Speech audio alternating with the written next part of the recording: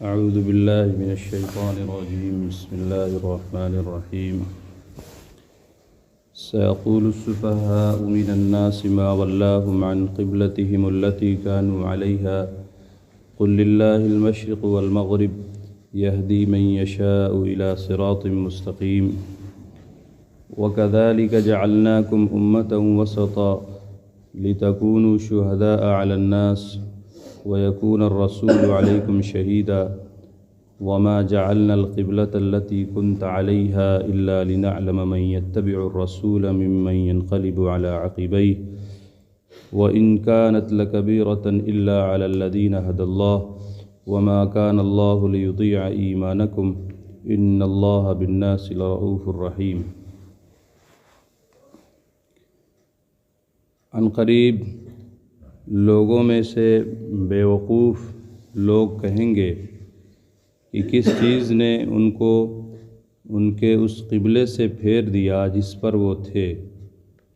آپ کہیے کہ اللہ ہی کے لیے مشرق اور مغرب ہے، وہ جس کو چاہتا ہے سیدھے راستے کی طرف ہدایت دیتا ہے.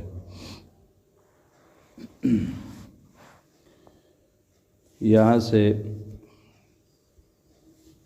اس بات کو بیان کیا جا رہا ہے کہ یہ یہود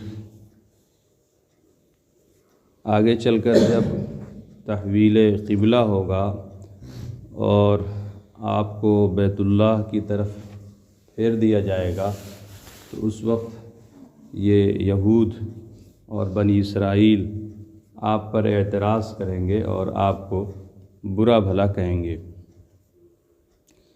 جب حضور علیہ الصلاۃ والسلام مکہ سے ہجرت کر کے مدینہ تشریف لے گئے تو چونکہ وہاں مدینے میں یہود کی بڑی تعداد تھی اور اسی طرح مدینے کے اطراف میں کیونکہ وہ اہل کتاب تھے تو ان کو قریب کرنے کے لیے اور اسلام سے مانوس کرنے کے لیے آپ نے ان سے معاہدے کیے اور اسی سلسلے میں آپ کو یہ حکم ہوا تھا کہ آپ بیت اللہ کے بجائے بیت المقدس کی طرف مقدس کی طرف جس کو مسجد اقصیٰ کہتے ہیں آپ اس کی طرف رخ کر کے نماز پڑھیں. بیت المقدس یہ تمام انبیاء بنی اسرائیل کا قبلہ رہا. جتنے بھی بنی اسرائیل کے انبیاء آئے ان کا قبلہ جو رہا وہ بیت المقدس رہا، مسجد اقصیٰ جس کی لڑائی چل رہی ہے. جتنے بھی بنی اسرائیل کے انبیاء آئے سب اسی کی طرف رخ کر کے نماز پڑھتے تھے اور عبادت کیا کرتے تھے. اس کے علاوہ جتنے انبیاء آئے ہیں ان سے پہلے اور بعد میں ان سب کا قبلہ بیت اللہ رہا کیونکہ سب سے پہلا گھر جو عبادت کے لیے بنایا گیا تھا وہ بیت اللہ تھا. میں نے پہلے بھی بتایا آپ کو یا روئے زمین پر سب سے پہلے وجود میں آنے والا گھر وہ بیت اللہ خانہ کعبہ. ان اول بیت وضع للناس للذی ببکۃ مبارکا وہدی للعالمین. اور اس کے بعد پھر دوسرا گھر وہ مسجد اقصیٰ. مسجد اقصیٰ سے مسلمانوں کا بھی تعلق ہے اور یہود کا بھی ہے اور نصارہ کا بھی ہے، سبھی کا تعلق رہا ہے. اس کی کچھ تفصیل پہلے آ چکی ہے. بہرحال تو آپ علیہ الصلاۃ والسلام جب مکے میں تھے تو بیت اللہ کی طرف رخ کر کے عبادت کیا کرتے تھے، لیکن جب آپ مدینہ تشریف لائے تو بنی اسرائیل اور یہود کو قریب کرنے کے لیے اور ان کو مانوس کرنے کے لیے اور اسلام کی ان کو دعوت دینے کے لیے اللہ تعالیٰ کی طرف سے حکم ہوا کہ آپ اپنا رخ بیت اللہ کے بجائے بیت المقدس کی طرف کر لیں. چنانچہ آپ نے بیت المقدس کی طرف رخ کر کے نماز پڑھی. بیت المقدس کی طرف رخ کر کے مسجد اقصیٰ کی طرف آپ نے نماز پڑھی. تقریباً 17 مہینے یعنی 1 سال سے زائد آپ نے بیت المقدس کی طرف رخ کر کے نماز پڑھی. لیکن آپ کی خواہش یہ تھی اور دلی چاہت یہ تھی کہ ہم کو بیت اللہ کی طرف پھیر دیا جائے، جو ہمارے آباء و اجداد اور خود حضرت ابراہیم، حضرت اسماعیل اور دیگر حضرات کا قبلہ رہا اور تمام انبیاء سابقین کا قبلہ رہا سوائے بنی اسرائیل کے، تو ہم کو اسی کی طرف پھیر دیا جائے۔ یہ آپ کی خواہش تھی اور آپ کی یہ چاہت تھی۔ تو اس آیت میں اسی کی خبر دی جا رہی کہ ہاں آگے چل کر تحویل قبلہ ہوگا، یعنی آپ کو بیت المقدس سے بیت اللہ کی طرف پھیرا جائے گا۔ جس وقت یہ حکم ہوگا اور آپ کو بیت المقدس سے بیت اللہ کی طرف پھیرا جائے گا، تو اس وقت یہ یہود اور یہ بنی اسرائیل آپ کو برا بھلا کہیں گے، آپ پر اعتراض کریں گے۔ اس آیت میں یہ بات بتائی جا رہی ہے۔ تحویل قبلہ کی آیت آگے آ رہی ہے جس میں آپ کو حکم دیا گیا ہے کہ آپ بیت المقدس کے بجائے بیت اللہ کی طرف رخ کر لیں۔ اسی لیے مسلمانوں کا تعلق شروع سے بیت المقدس سے بھی رہا ہے، اس لیے اس کو قبلہ اول کہا جاتا ہے، قبلہ اول کہا جاتا ہے۔ یعنی سب سے پہلے مدینہ میں آنے کے بعد آپ نے جس کی طرف رخ کر کے نماز پڑھی ہے وہ بیت المقدس ہے، بیت المقدس، اس لیے اس کو قبلہ اول کہا جاتا ہے۔ یہ مسلمانوں کی مذہبی چیز ہے، اسی لیے مسلمانوں کا تعلق اس سے شروع میں رہا اور مسلمانوں کا اس پر حق رہا۔ وہاں اس سے پہلے بھی ہم نے بتایا تھا پہلے پارے میں تفسیر کے تحت کہ مسجد اقصیٰ پر مسلمانوں کا قبضہ ہمیشہ سے رہا ہے، سوائے چند اور تھوڑے سے عرصے کے کہ جس میں اس پر یہود قابض ہوئے، ورنہ اس میں زیادہ تر مسلمانوں کا قبضہ رہا ہے ایک زمانے تک۔ اس کی لمبی تاریخ ہے، ابھی ایک تقریباً 100 سال کے قریب ہو رہے ہیں جب مسلمانوں کے ہاتھ سے وہ نکل گیا ہے، اور اس پر جو ہے یہود کا قبضہ ہے، اور وہ بھی دوسرے کے سپورٹ کی وجہ سے اور دوسرے کے تعاون کی وجہ سے، ورنہ وہ مسلمانوں ہی کے قبضے میں رہا ہے شروع سے، اور اس پر مسلمانوں کا ہی حق ہے، اس پر مسلمانوں کا ہی حق ہے، اور مسلمانوں کا اس سے تعلق جڑا ہوا ہے۔ خود حضور علیہ الصلاۃ والسلام نے وہاں نماز پڑھائی ہے اور تمام انبیاء کی امامت کرائی اس مسجد میں، تمام انبیاء کی۔ یعنی جس وقت آپ کو معراج میں بلایا گیا اور آسمانوں کی سیر کرائی گئی تو بیت اللہ سے آپ کو مسجد اقصیٰ لایا گیا، بیت اللہ سے مسجد اقصیٰ۔ سبحان الذی اسریٰ بعبدہ لیلا من المسجد الحرام الی المسجد الاقصیٰ، قرآن میں سبحان الذی اسریٰ بعبدہ لیلا من المسجد الحرام الی المسجد الاقصیٰ الذی بارکنا حولہ لنریہ من آیاتنا انہ هو السمیع البصیر، کہ آپ کو بیت اللہ سے مسجد حرام سے مسجد اقصیٰ لایا گیا، اور پھر یہاں تمام انبیاء کی امامت کروائی گئی۔ جتنے بھی انبیاء آئے لاکھوں کی تعداد میں، سب کو اللہ تعالیٰ نے یہاں موجود کیا، اور حضور علیہ الصلاۃ والسلام نے ان کی امامت کرائی، اور آپ کی اقتداء میں تمام انبیاء نے نماز پڑھی، تمام انبیاء نے نماز پڑھی۔ اور پھر یہیں سے آپ نے اپنا سفر معراج شروع کیا، یہیں سے آپ آسمانوں کی طرف آپ گئے اور معراج پر گئے۔ آپ نے اپنا خچر وہیں باندھا، جو حضرت جبریل علیہ الصلاۃ والسلام لے کر آئے تھے، اس کو یہیں پر باندھا گیا۔ بہرحال تو مسلمانوں کا تعلق اور مسلمانوں کا رشتہ مسجد اقصیٰ سے بہت پہلے سے، یہ مسلمانوں کا قبلہ اول ہے، مسلمانوں کا قبلہ اول ہے۔ اس لیے مسلمان اس سے کبھی دستبردار نہیں ہو سکتے، اس سے سبکدوش نہیں ہو سکتے کہ اس پر دوسروں کا قبضہ ہو۔ کچھ دنوں تک یہود کا قبضہ رہا، وہ بھی اپنا دعویٰ جتاتے ہیں، اس لیے مسلمانوں کو بہرحال اس سلسلے میں بیدار ہونا چاہیے۔ فلسطین کے لوگ، غزہ کے لوگ اس کے لیے اپنی جانیں دے رہے ہیں، قربان کر رہے ہیں۔ آپ روزانہ خبریں سن رہے ہیں، آج 5 مہینے سے لڑائی چل رہی ہے، مٹھی بھر جماعت وہ اپنی جان کو ہتھیلی پر لے کر باطل کا اور طاغوتی لشکر کا مقابلہ کر رہی ہے۔ سارا باطل ایک طرف ہے اور مٹھی بھر جماعت ایک طرف ہے جو ان کا مقابلہ کر رہی ہے اور ان کے ناک میں دم کر رکھا ہے۔ ان کے گھروں کو تو منہدم کر دیا گیا، ان کے بچوں کو اور اسی طرح ان کی عورتوں کو مار دیا گیا، لیکن ان کے حوصلے ختم نہیں ہوئے، ان کے حوصلے ختم نہیں ہوئے۔ غزہ کی اکثر آبادی کا زیادہ حصہ اس کو منہدم کر دیا گیا، گرا دیا گیا، مساجد کو گرا دیا گیا اور ساری چیزیں ختم کر دی گئیں، اور وہ در بدر بھٹک رہے ہیں، بھوک کی حالت میں، ان کے پاس کھانے کے لیے نہیں ہے، پینے کے لیے پانی نہیں ہے، دوائیں نہیں ہیں، اسپتال سارے ختم ہو چکے، لیکن بہرحال وہ جمے ہوئے، ان کے حوصلے اور ان کی ہمت وہ جو ہے ابھی بھی جوان ہیں اور وہ ڈٹے ہوئے ہیں۔ اللہ تعالیٰ ان کی مدد فرمائے اور تمام مسلمانوں کو جو ہے ان کی طرف متوجہ فرمائے، خاص طور پر جو مسلم حکمراں ہیں اور مسلم ممالک ہیں، اللہ تعالیٰ ان کو جو ہے ہوش کے ناخن عطا فرمائے، ان کو صحیح سمجھ نصیب فرمائے کہ خواب غفلت میں پڑے ہوئے جو مسلم حکمراں ہیں، جو کچھ کر سکتے ہیں، خاص طور پر عرب ممالک ہیں جو کچھ کر سکتے ہیں، وہ کچھ نہیں کر رہے ہیں۔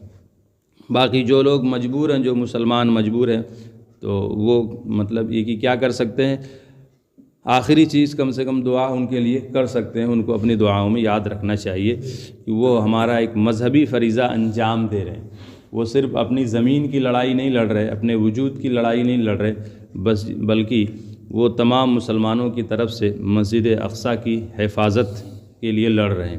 اللہ تعالیٰ ان سب کی مدد فرمائے۔ اس آیت میں اسی کے بارے میں بتلایا جا رہا ہے کہ عنقریب بے وقوف لوگ، یعنی مراد یہاں یہود ہیں، یہ کہیں گے کہ کس چیز نے ان کو اس قبلے سے پھیر دیا جس پر وہ تھے، جس پر پہلے سے تھے، جس کی طرف رخ کر کے نماز پڑھا کرتے تھے، عبادت کر رہے تھے، کیوں اس قبلے سے پھر کر دوسری طرف چلے گئے؟ تو اس کا جو حقیقی جواب ہے وہ نہیں دیا گیا۔ یہ اللہ تعالیٰ فرما رہے ہیں قل للہ المشرق والمغرب، آپ کہیے کہ اللہ ہی کے لیے مشرق ہے اور مغرب ہے، یعنی مشرق اور مغرب بول کر کے ساری جہتیں مراد لی گئی ہیں، یعنی مشرق اور مغرب کوئی چیز نہیں ہے، ساری جہت اللہ ہی کی ہے، اللہ تعالیٰ جدھر چاہتا ہے ادھر حکم دیتا ہے۔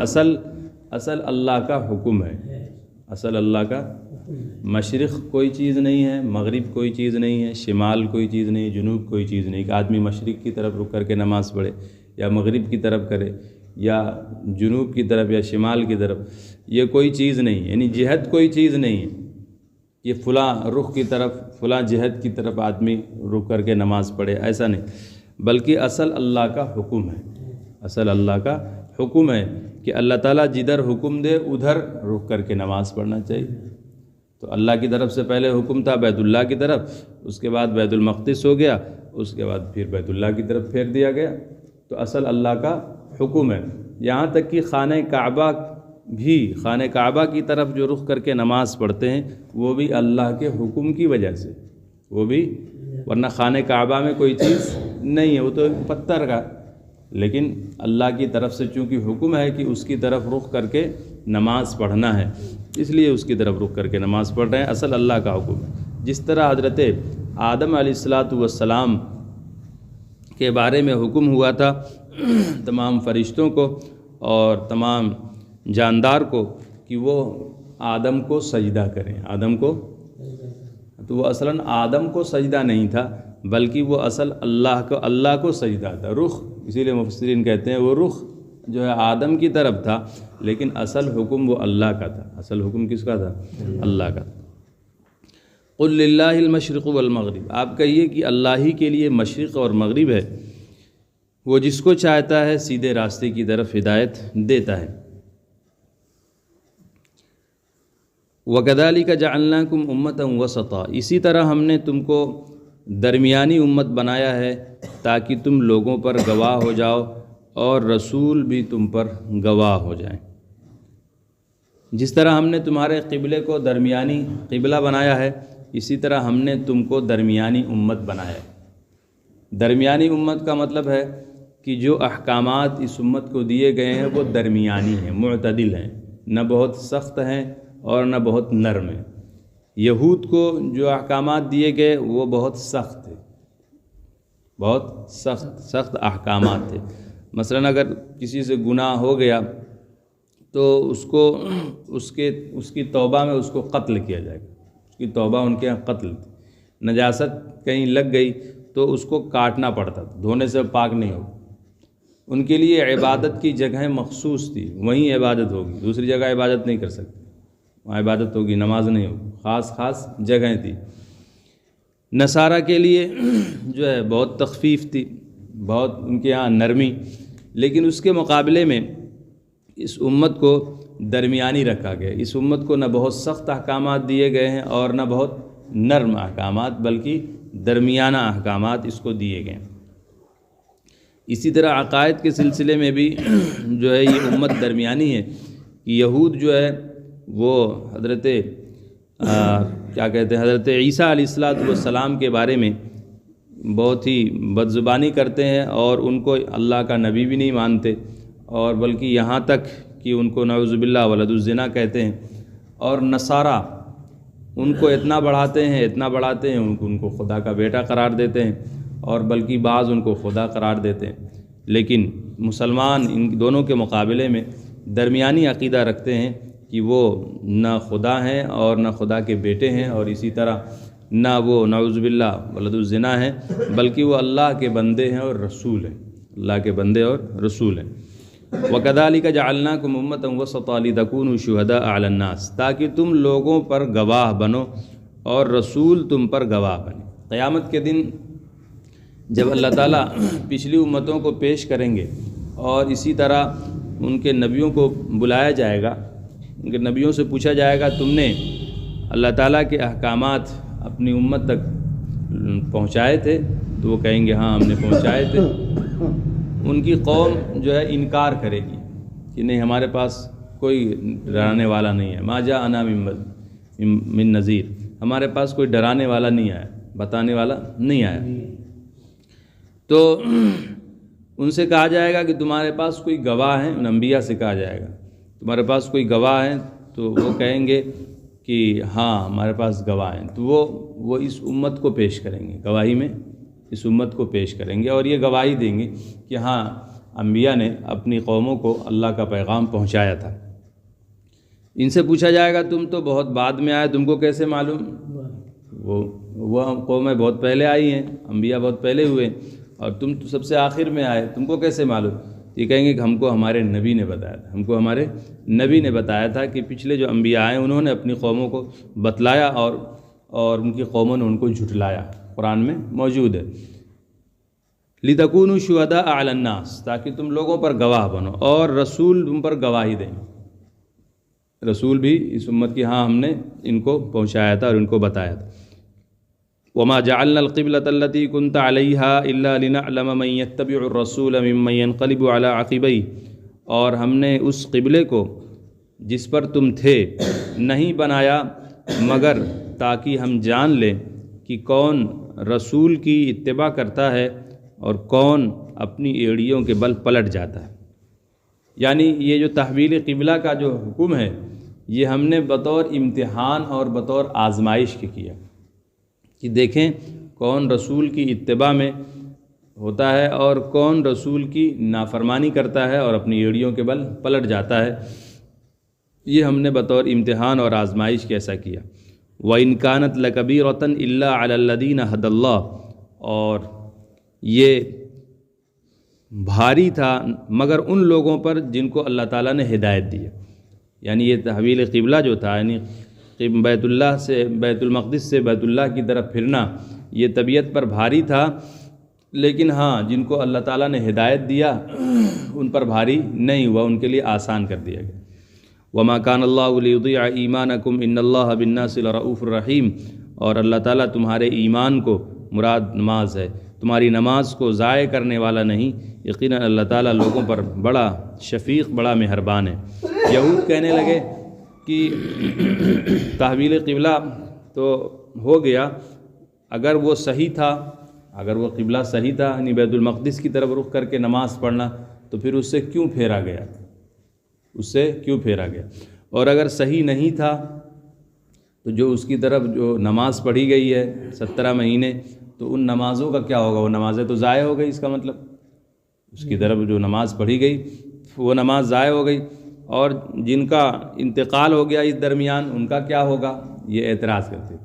تو اس کا جواب دیا گیا کہ اللہ تعالیٰ تمہاری نمازوں کو ضائع کرنے والے نہیں، جو نمازیں تم نے پڑھی ہیں اس کی طرف وہ سب اللہ کے ہاں مقبول ہے، وہ سب صحیح ہیں، وہ ضائع نہیں ہوئی۔ یقیناً اللہ تعالیٰ لوگوں پر بڑا شفیق